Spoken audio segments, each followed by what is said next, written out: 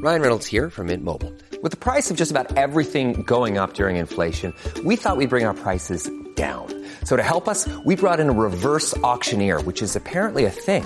Mint Mobile Unlimited Premium Wireless. How to get 30, 30, bit to get 30, bit to get 20, 20, 20, bit to get 20, 20, bit to get 15, 15, 15, 15, just $15 a month? Sold! Give it a try at mintmobile.com/switch. $45 up front for 3 months plus taxes and fees. Promo rate for new customers for limited time. Unlimited more than 40 gigabytes per month. Slows full terms at mintmobile.com. You can continue going on your merry way and ignore your privilege. That is also a choice. Is that the choice you want to make? Does it match the values you hold? Does it match the type of person you want to be in the world? And I don't mean good, bad. I just mean the type of person you personally want to be. Does it match that? And if it doesn't, get uncomfortable and get ready to be uncomfortable way more than you realize.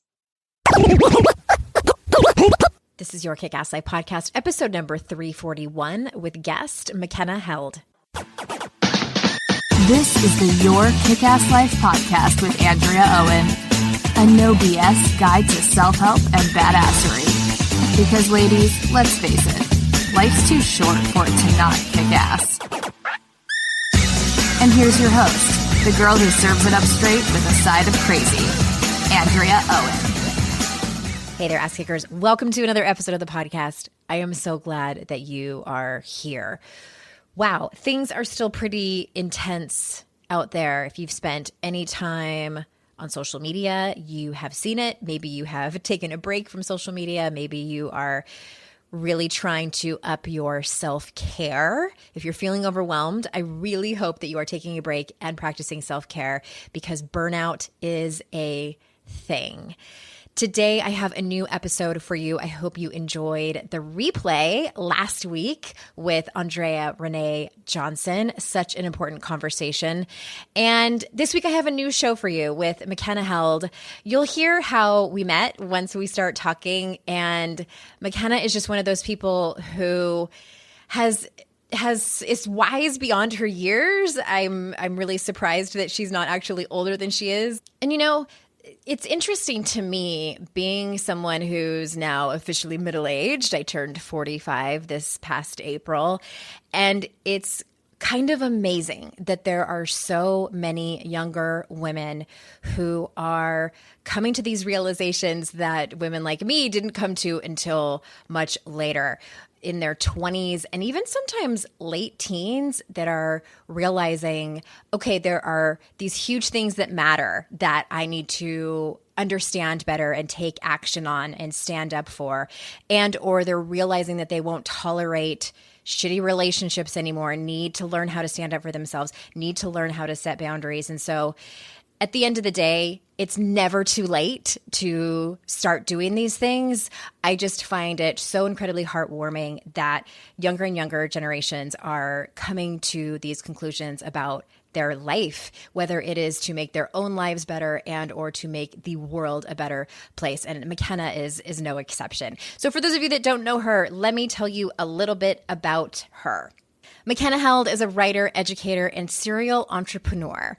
While she's most known for being the woman who bought Julia Child's house, that is one of the least interesting things about her. Her business, personal, and leadership coaching is committed to exploring paradigms of the human condition, including liberation, human potential, obliterating capitalism's hold on our souls, and the essence of suffering. Through her cooking schools, coaching, writings, and live events, she inspires humans to live lives full of purpose and intention through unfettering oneself, dissipating conventional wisdom, and cultivating their own recipes to allow deeply resonant and personal truths to shine through. She and her work has been featured in Vogue.com, Today.com, Bon Appetit, Food and Wine, Forbes, Condé Nast Traveler, and more. So without further ado, here is Makenna. Makenna, thank you so much for being here. So great to be here. Thank you so much for having me. I want to tell people like how we met, because you and I have kind of run in the same circles online, and that's how I meet a lot of the people who I invite to be on the show. And I've always admired your work and your voice and the things you stand for. And then I was doing some book research, and you had an experience that I was interested in hearing more about.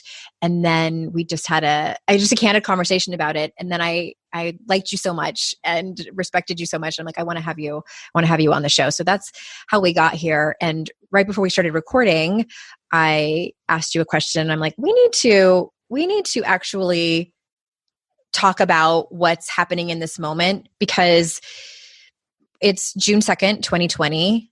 You're actually not in the United States, but you are American. Yes. Unfortunately. Yeah. But you're living in France right now. And I asked you before we started recording, because I kind of wanted to get your thoughts on something, and you said something really important that I think that I wanted my listeners to hear. So I just got finished recording with another guest of mine, Mike Robbins, and he's a straight, white, cisgendered man, and I just said in the beginning of our conversation, like, we're going to be centering whiteness, and it's uncomfortable and messy. And I just kind of wanted to say it out loud because I knew that's what we were doing. And you said something that I want you to say to the listeners, because it's something I didn't address in my conversation with Mike, which is, what did you say about whiteness? So I said that whiteness is a sickness white people carry, and they're the upholders and they are the perpetrators of whiteness. And whiteness isn't just like white people. No, whiteness is white supremacy. So even if you're not a white supremacist, you uphold white supremacy due to systematic and institutional structures that came before you, which means white people inherit whiteness. White people inherit and have it inherently, have white supremacy baked into their cultures. And so much of it is because it is allowed and expected and celebrated, especially in the United States. But frankly, anywhere that has a colonialistic past carries this sickness, carries this problem, carries the privilege of it, and does various things to uphold it and perpetrate it. Which, as white people, if we haven't done any work on this yet, we can get very defensive about that. Oh my gosh, it's so easy to get defensive. The first time I realized that racism was still an issue in the United States, I was 19 years old. I grew up in Boulder, Colorado, very white city, and everything seemed like copacetic and happy, and people got along. And then I went off to Smith College, which is far more diverse. It's very political. It's very heady.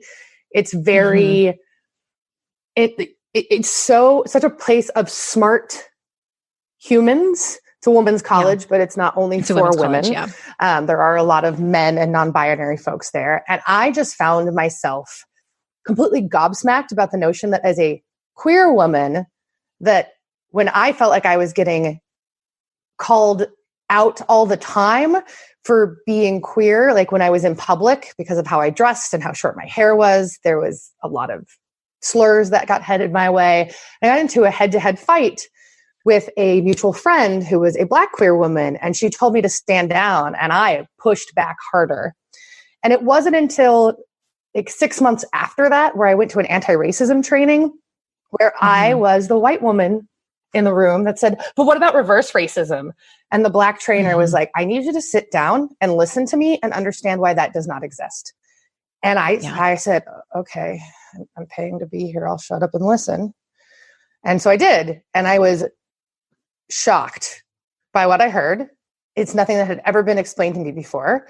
And I have probably spent the past, 15 years still unpacking it. So from my moment of awakening, I still screw up daily sometimes. So that's the really interesting thing about all this. It's like, you carry it with you. It's our job to unpack it. It's our job to dismantle what we can and then keep looking. And it's a never ending process. It's no different than self-help of any kind. Right. It is a never ending process. Just when you think you've reached like I'm good, I made it. It's like, what was that? Yeah.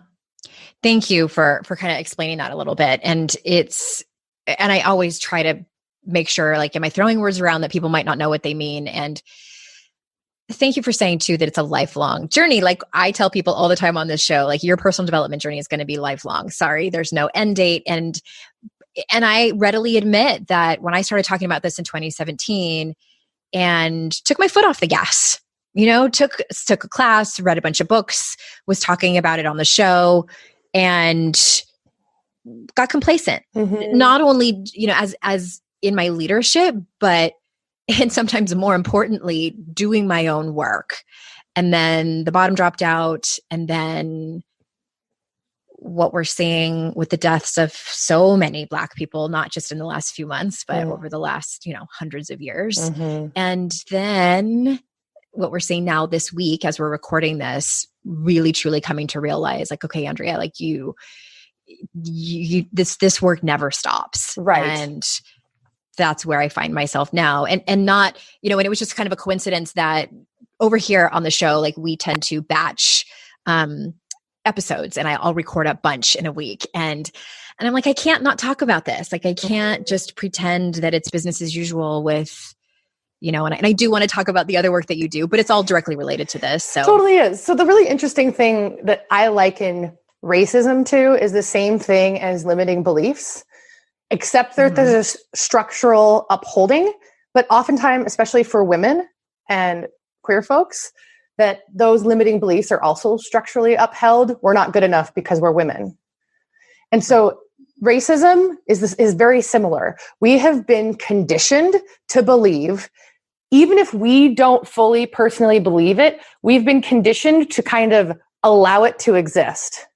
Oh, it's just how things are. Oh, it's not as bad as it used to be. So those things, they're almost identical to everything that coaches work through. That's why a lot of coaches who also have anti-racism training, especially coaches who are of color, have moved into that industry because the work is vastly similar. It's understanding that you have a thing that you can't see, ripping that thing off, staring at it, getting really upset and confused that it exists, staring at it again, figuring out where it comes from a kind of detached place, figuring out if it's from, is that belief from your father? Is that belief from your mother? Is that belief from society? Is that belief from a boss? Is it just kind of the community you were raised in? And then figuring out what belief you can replace and how you can move on. And what you can do to change it. What practices can you do to change that? And in this case, the practices are de-investing your capital from racist organizations, de-investing your capital from systems that aren't kind. It's investing in other places. It's hiring people who are different than you and actually knowing what that means and what the responsibility is behind that. Mm-hmm. Not just doing it to check off the box. I have a Black employee. Check. Nope. Be performative. Mm-hmm. No. Well, talk to us about, because you say from your website, obliterating capitalism's hold on our souls and the essence of suffering. Like that line, I think, says so much, but can you unpack that for us? Absolutely. So capitalism is deeply rooted in colonialism. And the notion is that we can build income by taking. Yeah. And you see that in marketing all of the time. You see it when people tell other self-help folks or people who are looking for a coach, you can just get them to pay you. It's almost like you're colonializing their soul. You're colonializing their work. You're colonializing their brain. You're taking power and you're taking your power and pulling it away from them. So the notion of capitalism is to destroy like the actual core of who we are. And capitalism comes from Protestantism. And that doesn't mean Protestantism is bad. It's just baked in. They're completely connected. And there's a lot of philosophy around this. A German philosopher named Max Weber talked about this in a book called The Protestant Ethic and the Spirit of Capitalism. And it's the whole notion that if you work really hard, God will reward you. So we can say if you work really hard, the universe will reward you. We can switch that to you don't have to work hard, but if your energy is great, then the universe will reward you. And so that's all capitalism. And my favorite example is one of the richest man in the world is supposed to be a real schmuck. He makes more money than anyone else. So clearly it's not energy, friends, because he is not clean energy. He's not a nice dude. Everybody I know who's ever worked for him is like, no, thank you. And he could be many hymns. There's plenty of them. Some of them are nice, some of them aren't. But like all of these notions we have are just reframes of capitalism, that you do good, you'll get rewarded. You work hard, you'll get rewarded. You move and flow, you'll get rewarded. When actually what work looks like is doing something that has a perceived value and getting paid for it. The energy happens in the exchange. Money is the representation of the energy. It is not the energy itself. So if you can start to unpack that and realize that your value and the value of the people you work with, whether they're clients, most people have clients of various kinds. Even if you run a restaurant, you still have clients. You might call them guests. It's still the same thing. Or customers. Money comes from their bank account and goes into your bank account, right? But when we put all this weight on money itself, it starts to become the object of desire rather than doing the work.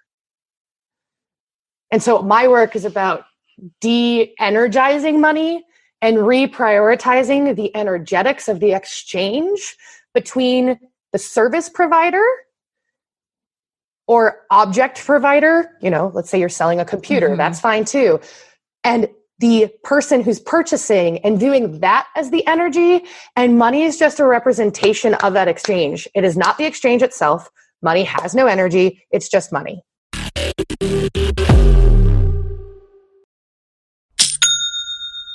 Shopify's already taken the cash register online, helping millions sell billions around the world. But did you know that Shopify can do the same thing at your retail store? Give your point of sale system a serious upgrade with Shopify. With Shopify, you get a powerhouse selling partner that effortlessly unites your in-person and online sales into one source of truth. Track every sale across your business in one place and know exactly what's in stock. Connect with customers inline and online. Shopify helps you drive store traffic with plug-and-play tools built for marketing campaigns from TikTok to Instagram and beyond. Get hardware that fits your business. Take payments by smartphone, transform your tablet into a point of sale system, or use Shopify's POS Go mobile device for a battle-tested solution. Sign up for a $1 per month trial period at shopify.com/noise, all lowercase. Go to shopify.com/noise to take your retail business to the next level today. Shopify.com/noise. It's hard to find a great mentor who can help me level up. My dream mentor, Shonda Rhimes.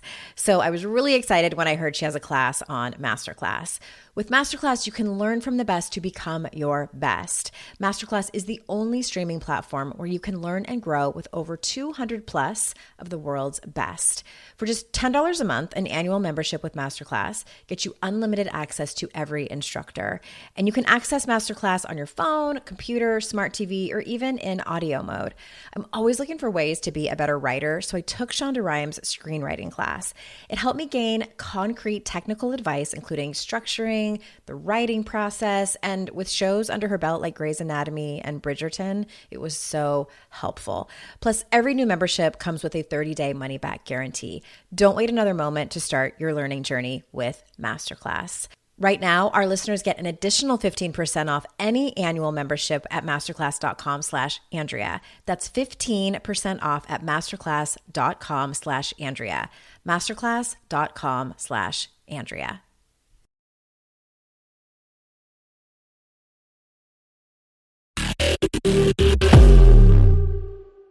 So it sounds, is it fair to say it, to kind of translate it a little bit, like my brain is saying, like, it sounds like it's the same as putting the focus on the value you provide for people versus the actual money exchange, like how much it costs and all of the metrics involved. Is that fair? Correct. Yes. And also recognizing that money does have to exist currently in the current structures. Anti-capitalist business practices don't necessarily mean that you don't accept money for your services. It's that you deprioritize how you approach it. Interesting. Yeah, because there's that argument like, okay, well, if we don't do capitalism, like what are our other options? And there are millions of other options. Let's be honest, at this point, we barely work in money. We work in digital credits flying through the ether. Right. It's not really, I mean, and that's just a representation of cash, right? And the cash that is in the system is a representation. Numbers on the screen. Yep. Is a representation of basically what a government can carry. It's all just representations of something. So when we put power to that itself, instead of the power we have between ourselves and the people we work with and the people we interface with every day, we start assigning something that literally has only representative value, a real value. And that is what capitalism is. It creates a value judgment around money. That money inherently is valuable, not people, not our connections, not the services. Right. It's that money itself is the value. Not our platforms. Right. Not our voices. Yeah, it's. I love getting to know you better because, like, I was like, oh, Makenna has a cooking school, and she bought Julia Child's house. Like, there's that too. There's that too on the side, and thank you for all of that. Like, I'm getting a lesson here as well. I love learning about this. And all right, so I want to also talk about, of course, what's going on right now presently, as you and I are recording this, is the atrocities and that Black people are suffering right now and hurting. And also there's the whole, I know that you talk a lot about just patriarchy in general and dismantling patriarchal structures. So can you talk to us? I know it's like such a broad question. Let me just like roll out the red carpet, like give you this, like just talk to us about that. Like, where do you start with people? Yeah, bring it. So the way I start with people is where we started our conversation. It's like, what stories and what truths do we believe are true? And then deciphering what's true or not. So that's where we start. So you look at everything. So it's like the core belief thing. Yeah. And it's really like all the core kind of stuff. It's like, it's all the good stuff and the bad stuff. None of it's really true. Okay, say more about that. So like you can believe that I'm a really competent, so I believe I'm a really competent skier, right? Like I'm a really good skier. I go heli skiing. Like I've been skiing since I was a small child. Now that is true from my perception, but does it matter? And why do I care? And so the answer is why I care is because being an athlete's important to me. Okay, why? And so it's like looking at all of these things to kind of look at them in holism rather than looking at them as just things we believe are true about us. Because once we can look at the positive things as holism, the things that we hold that we know have been given to us, that we have decided to carry, nobody just thrusts things on us. We decide to continue carrying it. It's a conscious decision every single day to continue to decide to carry it, no matter how atrocious it is. And that's something that's really challenging to wrap your head around. But that's what restoration looks like. It's what the work of repair is.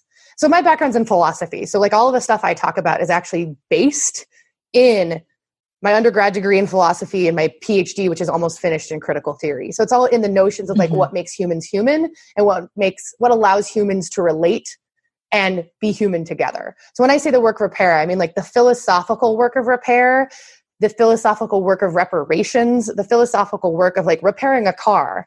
It's very Zen in the art of motorcycle maintenance, right? And so that's where we start. And by looking at that, what we're doing is we're disrupting all sorts of systems. So I use patriarchy as my entry point because I'm not an anti-racist educator. Like that's not where I come from. That's not my backing. But when you start to look at all that stuff, every single system of oppression starts to kind of come up and you start to see what structures are holding into place. And then you decide whether you're going to interact with those structures or not. So in my work, we start with looking at your more or less the like both the core beliefs and the limiting core beliefs. They're all technically limiting beliefs. And that's another thing. Even if it's positive and you have a belief like, I am capable of making 1 million. Okay. Are you capable of making 2? Well, no. So that becomes a limiting belief, even though it's a positive, right? For a lot of people think that'd be great. So we look there, we figure out how to disrupt that. And then we look at values structures we desire to engage with. So like when I say a value, I don't mean family. So one of my values on my values structure list that I have is I desire to invest the majority of my spending dollars in women and Black owned and minority businesses that have business practices that are better than, and there's like a whole list of like things that must be there. So that means that for me to be able to do that, I have to be able to make more money typically.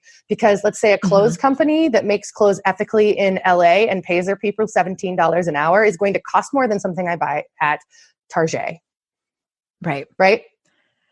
And so it's looking at all of that so that you look at the values stuff. And then you look at like what type of income do I need to make and why? And how am I going to spend that money so it matches my values? And also, how am I going to make it in a way that's integrity to how I am willing to take responsibility for my marketing or the business I work for? Right. Okay. I love everything that you're saying. I resonate so much with it. And I want to take a couple steps backwards because I think that there's a pretty decent spectrum of people that are listening to this show. I have people who have done their work around dismantling patriarchy and white supremacy and those systems. And then I have people who are just starting out. And I want to say this from my own privileged white woman experience from a few years ago when I first started out in, sitting in my class, my anti-racism class that I was in. And I went through this, I got all up in my white feelings and got really stuck in this place of,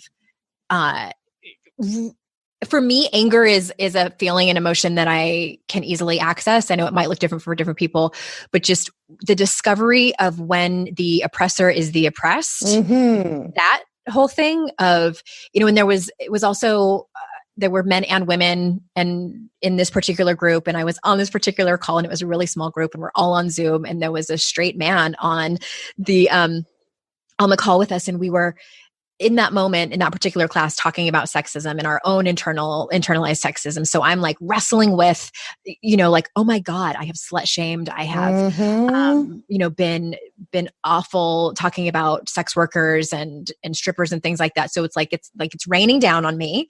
And then also angry that there was like a man in the room. And I'm like, you can fuck all the way off right now. Yes. I don't even want to be near you.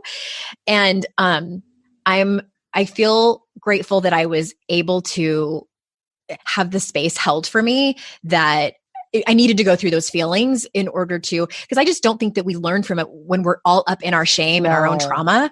I don't think we can listen to other people's experiences. I don't think we can fully process our own experiences. And so I say all that because I just kind of want to take a step back and have you speak to that for a moment. Like when people, like when you were 19 and you had that sit down moment from the woman who was teaching you, what is your advice for women who are in, and just for reference, there's women of all colors and ages who listen to this show, but I have a predominantly white woman audience. Absolutely. So my metaphor for this is the Bialetti coffee maker or a percolator. Anything that you put on a stovetop or you have to make coffee where the pressure rises and then the water kind of comes out the top and then it goes over the coffee and it creates a loop. And the reason why I say this is because you're going to feel the pressure come up and you have to release it, but do not release it on the person you are getting the information from. Right. Go release it elsewhere. Go scream into a pillow. Go stamp your feet in a park, go on a run and curse the person who called you in or out under your breath the whole way, whatever you need to do to release it. And then magic happens because the pressure releases, it comes out the top, and then something happens. You actually start to synthesize. Before, when you think about a percolator, you have water and a coffee basket and the pressure. And once it releases, it hits the coffee. It's not very tasty coffee at first. It's really bitter. It's bitter. And it's unpleasant. And then it keeps circulating and it chills out. And what you get is an answer. And you get what's true for you. And it's a choice to do that. You can always choose to snap. You can always choose to say F off. Or you can choose to sit with the pressure. It will not hurt forever. It still happens to me. I got called in the other day about a comment I made in my private community, and I wanted to snap back. I'm not racist. And I'm like, girl, Makenna, stop. You are being told by a South Asian woman who is brown, who lives in the same continent as you in Europe, that what you're saying is racist. Just sit down. And it took about 24 hours. And she's a friend of mine. And it still hit me. And it still sucks. No one who is working their butt off to do better wants to be told when it's not good enough. Yes. And I think what's been shown to me lately is part of white supremacy is also white people, couple of things, wanting to look like the good white person, as well as wanting to look better than other white people. Yes. And when I say better, I mean like personally doing better. I don't mean compared to others. It's like you're working through your stuff and you think you've kind of like reached the end of your stuff. Same thing happens. You're going to reach an end that you didn't know was there. An end of your capacity. What some people might call blind spots. I call them hidden spots because of the ableism tied into the word blind. Like things that are hidden from your view. And it's really uncomfortable no matter how far you get, but it does get easier. Yeah. Truly. It does. It does. And then it ebbs and flows. And I just kind of wanted to give people a clear picture of, no one ever died from the massive discomfort that comes from this work. Nope. And that's all you're going to feel like it for a second. You're going to feel like everything in you is being attacked. And then you have to take a step back and go, I'm not being attacked. The systems I am complicit in are being attacked that show up in me. They are not mine. Yeah. I inherited them.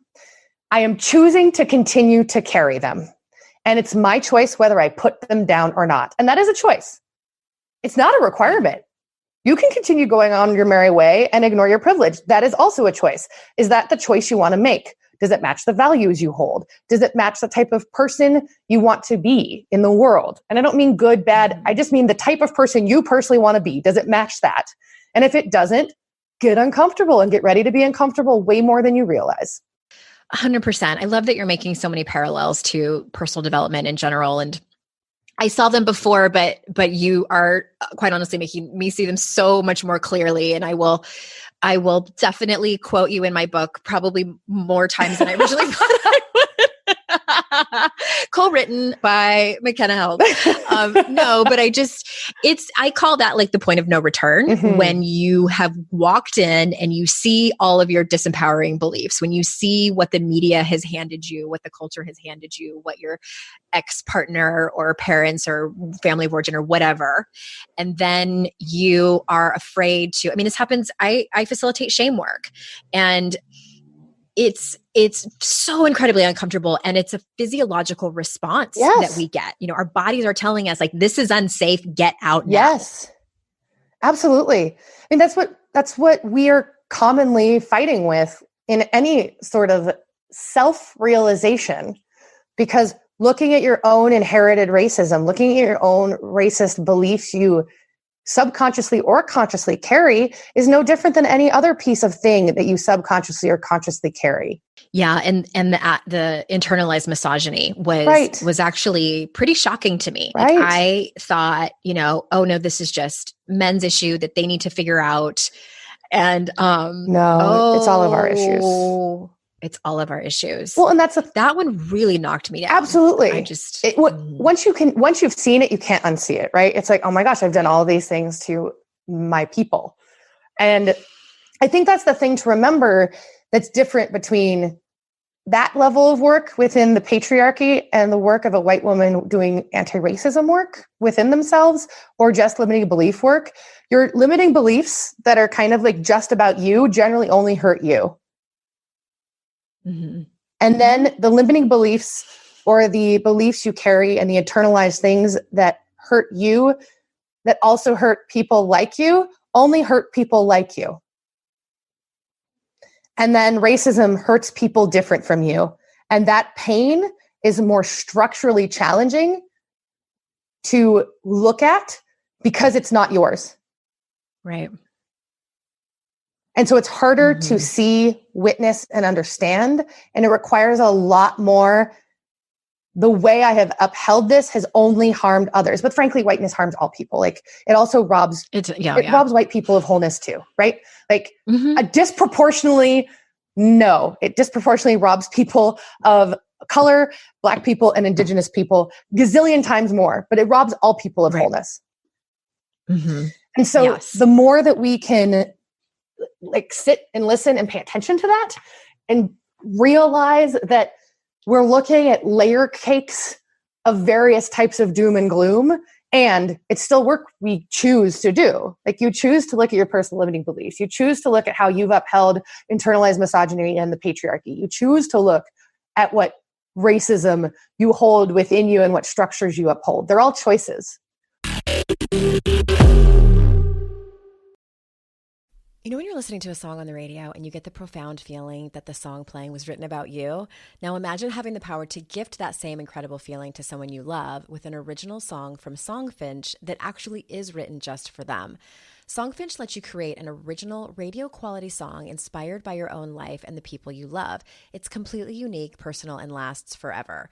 Whether your song is for Father's Day, an upcoming graduation, wedding, or anniversary, or even just a gift to show your loved one how much you care, start your song now to lock in one of Songfinch's top artists.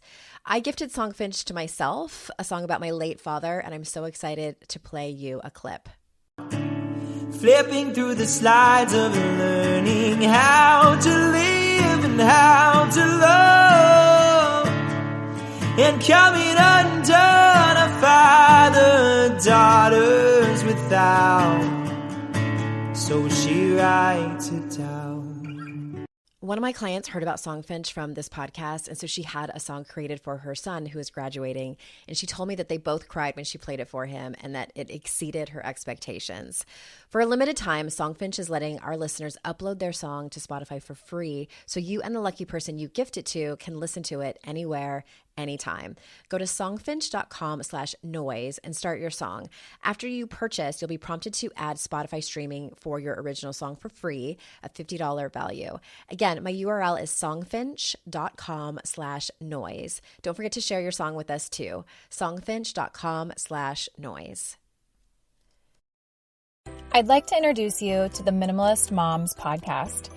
It's hard enough being a mom, and the last thing you need is stress from too much stuff and an overcrowded schedule. For too long, I lived with the mindset that bigger was better, and the more I added to my life, instead of feeling better, I felt overwhelmed. It was time for a radical new mindset. Less is more.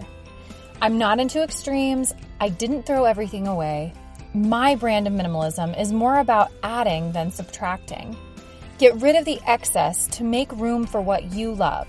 In other words, it's about living life with purpose.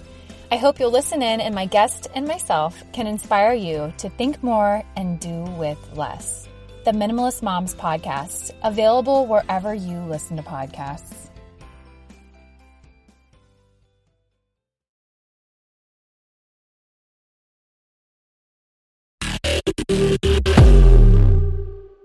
Well, kind of switching gears here, I think it's indirectly related. You talk a lot about and work with women about trusting themselves and their intuition. Mm-hmm. So why is this so important? And please, enlighten us on like how it's directly related to this and how can people start to do that? Yeah. So my entry point to intuition is through human design, because it's really nice as a place to start, because it ties into mechanics. It's not just your intuition. It's like literally you can look at the way that you are wired to process information from the world, universe, etc., however you want to perceive it. God. Can you explain to people a little bit what human design is for those that absolutely. might not know? So human design is like a meld of astrology and quantum physics and a lot of other esoteric practices that is based on the time of birth and where you were born and what was happening in the sky where you were born, but it's based on the notion that like neutrinos, which are subatomic particles, that are the bare basics of quantum physics. It's those that come through these places and then hit you, and that programs your cells. Mm-hmm. And I always joke that it's ridiculous in a lot of ways. So I'm a scientist. So I went to philosophy and then I went to economics, and I'm still in critical theory philosophy. And one of my advisors is one of the head quantum physicists in the world. And she hates me because I use it more for self-help and development. And it's very funny because the way she uses it and the way I use it are identical, just on different applications. And so we get into arguments. We get into arguments about this in classrooms all the time. And I just stopped taking classes with her because it's just too silly at this point, because we just don't see eye to eye. And it's just not willing. But the whole notion is like, there is a way to look at how you respond to decisions, how you make decisions, and how like your best way to move through the world in terms of interacting with others so that everybody gets along copacetically. So what the really nice thing is that it ties in really nicely for people who've like listen to your intuition and they're like, what does that mean? I keep hearing that and I just don't get it. Kind of breaks down how that shows up in their body. So like some people get their information as like flashes. And some people get their information in like big downloads. Some people get their information that they use for decision making, like get that gut feeling. And there are people who don't have gut feelings. And they're like, well, I don't have one. And chances are it's like not in their design. So I love using it because it really helps with the notion that like the way that we're trained to make decisions in the world is by like pro-con lists. Writing down all the possible, seeking the counsel of our friends. Yep. That doesn't work for about 75 to 90% of the population. I mean, each of those has a different percentage, but making pro cons lists works literally for like 4%. It's an actually effective tool. What it does for the rest. I didn't know that. Oh yeah. What it does, it only works for like 2 types of human designs, which we're not going to go into right now. It's like 2 subtypes. Everyone else is better off following other ways of gathering that information and responding, and things like that actually muddy the waters for most people. So it's a great entry point into discussing how you access your intuition. So we start there, and then we go through a bunch of body practices and meditations. We develop that muscle because so many of us don't have it developed. We've been told to shut up and row, keep our head down, make our salary, retire, buy an RV or go on the road or what have you, and kind of just... Yeah. Maybe go out into nature if you have time. Maybe go stick your feet in the dirt once every 2 months. In the grass. And so... Get grounded. Yeah. Go get grounded. And I love when clients come to me and they're like, I don't even know what that means. I'm like, of course you don't, because no one explains it. It's just like, just ground. Well, and it might look different. Like feeling grounded might look different for different people. Oh, absolutely it will. I could show you on a human design chart, like how someone's going to feel grounded versus another one. Like me in seated meditation literally is a no, because I have an open root center. It's undefined, which means like me just sitting, not a good thing. Too much pressure, just not fun, not happy making.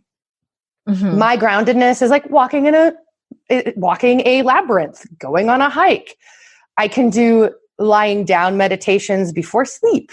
So there are things I can do, but that doesn't make me a bad meditator. It makes me a different meditator. Right. Okay. I like that. Yeah. That was a very long answer. So we went on a little side tangent.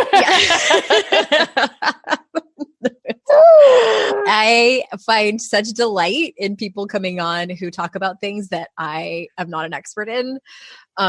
Because of my personality, I just always want to jump in, and like, let me tell you what I think. But I'm like, please take the stage. It's so fascinating to learn different things around wellness, and it just is really refreshing to hear all this. So what does this all have to do with cooking? Or does it? Oh, it totally does. So we have inherited the notion that A, cooking is difficult, or B, cooking is easy. It is neither. You choose how difficult to make it. You choose how easy to make it. It is both and neither, right? So many of us have inherited trauma through our parents about like either they were terrible cooks, so we intrinsically believe we're terrible cooks, or we've inherited trauma through various loved ones who say like, well, I'm the cook and I cook better food. And so we start to doubt our abilities. Or we read a lot of recipes and they never come out right. And that's because I will always say that recipe writers lie. Not all recipe writers, but most. Like it just doesn't take 15 minutes to caramelize onions. I don't care what anyone says. It's just not true. So if you're going into a recipe and you are a new cook and you believe that onions are going to caramelize by 15 minutes and you burn the bejesus out of them, you're going to suddenly, and then it tastes bad, you're going to think you've done it wrong.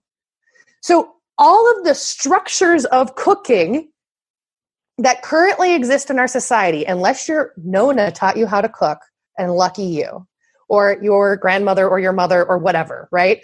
Most of us don't have that anymore because of the way society is built. So we have all these other ways of learning to cook. And even if we got that time with the people who we loved, it was limited, comparatively speaking, to in the way before times, right? Long ago and far away. And so being able to actually learn to cook is about understanding what you like. It's what your taste buds like. If you don't like cilantro, stop making yourself like cilantro. You're not broken. Cilantro tastes like... Some people, it tastes like soap, right? Soap. Isn't that cilantro? Right. Okay, I love cilantro. So exactly, I do too. But there's so many layers of things that we start to believe in cooking because experts tell us they should be done a certain way, and we start to believe them. It's no different than when you hire a coach who walks you through their methodology for change that's very prescriptive and gives no room for you to be yourself. It could be an atrocious fit. Same idea. If you're going through a cookbook, let's make it really simple. You're a vegetarian. You don't pick up a meat eater cookbook, right? But many of us are picking up French cookbooks and they don't like French food. They think they should, but they don't actually like it. So it's about finding the capacity to understand what you like, identifying it, naming it, deciding what you don't like, identifying it, naming it, throwing that out of the way for the most part, and then trying to see if it's actually cumin, or is it a combination of cumin and cinnamon? Like maybe you had a dish that was once made that way. So actually, it's deeply interconnected. Hence why I started a recipe-free cooking school. It sounds like it's such a fantastic metaphor for life. Yes. That was very well, and that was going to be my next question, but I think I figured it out. Like, what do you do in your cooking school and workshops? Exactly. I don't think it's just about cooking. I mean, so here's the thing: it isn't and it isn't, right? So we have different approaches among all the different cooks and chefs in the programs, right? And so it really depends on the group. We have a lot of clients who that kind of way of approaching it, they are bored and it's uninteresting to them. And we have some clients who, when we start talking about that, their eyes get really bright and big. And so we run cooking schools. I should say we used to run cooking schools all over the world. Hello, pandemic. We will again someday. But so each program has kind of a different element. So the program in France is the gateway. We introduce some of those core concepts, but it's not as in-depth. And then we have an online program that's very in-depth on that end. And then we have a Vermont farm-to-table program where literally the 180-acre farm that we do it on grows the produce I send them. Like I send them seeds and they take care of it. And then we cook with that. We do things in Italy. So it kind of just depends on the program. You know, we cater it to the people in the room, and we have different conversations with different clients. And that's the beautiful thing, is that the differences make it work. Yeah. Well, if that isn't a beautiful ending to this show, I don't know what is. The differences are what make it work. Not that everything's tied up with a pretty bow, but I just feel like it's a beautiful sentiment. And I appreciate you coming on and sharing all of your wisdom today. Is there anything, I like to ask people, like, is there anything that we missed that you feel like is just kind of on the tip of your tongue that you want to say before we close up? No, I'm good. You feel complete? I feel complete. Yeah. I'm great. Thank you for having me. I loved this so much. My pleasure. Where do you want people to go and learn about your cooking school and the services that you offer and all of that good stuff? At Makenna Held. But if you looked at how many different social media accounts, I'd be rambling here for 10 minutes. So we'll just say easiest to find me at Makenna Held. And that's a great starting place to kind of bounce off into all the directions of the things I do. Things you offer. All right. Thank you so much for being here. Everyone listening, thank you so much for your time. It is incredibly valuable. And I know that. I appreciate that you choose to spend it here with me and my guests. And until next time, everyone, I will see you all out in cyberspace. Bye-bye.